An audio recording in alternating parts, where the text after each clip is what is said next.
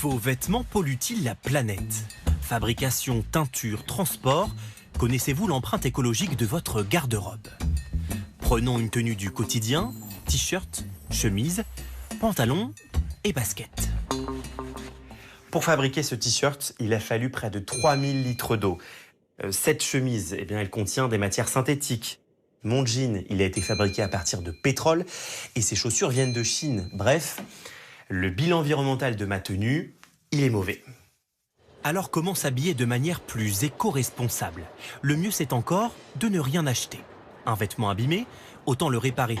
Et si vous n'avez aucun talent en couture, pas de panique, il existe... Bonjour. Des Repair Café. Alors moi je vous ai ramené une chemise aujourd'hui. Elle est un peu abîmée, notamment au niveau des manches. Donc là, on a quand même un gros trou. Je ne sais pas si on peut faire quelque chose. Donc ce qu'on va faire, c'est de prendre un bout de tissu qu'on va mettre en dessous et coudre autour du trou. Le concept, recycler plutôt que de jeter, dans un esprit ludique, en apprenant des couturières.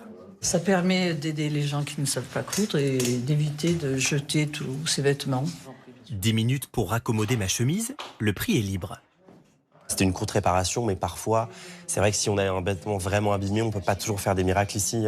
Non, bien sûr, si le vêtement ou le sac est trop usé, il va falloir racheter. Acheter tout en limitant son empreinte sur l'environnement, c'est possible grâce à la seconde main. Les friperies qui offrent une nouvelle vie aux vêtements ont toujours le vent en poupe. Dans cette boutique parisienne, on privilégie le Made in France. Des fois, j'y vais, je passe une heure, je trouve rien. Et des fois, j'y vais, je passe une demi-heure, je trouve 5 trucs trop cool à 2 balles. Des articles entre 2 et 70 € en moyenne. Ce que j'aime bien avec la friperie, c'est qu'il y a aussi la surprise, parce qu'il y a du choix.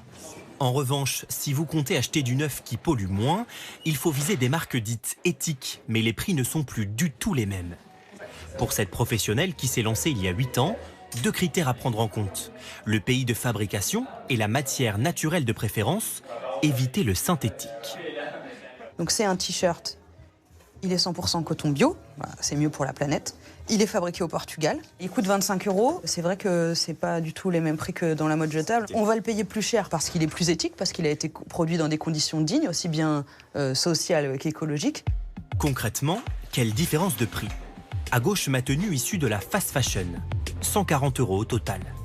À droite, l'équivalent plus éthique de mes habits, 310 €. C'est plus du double, sans surprise.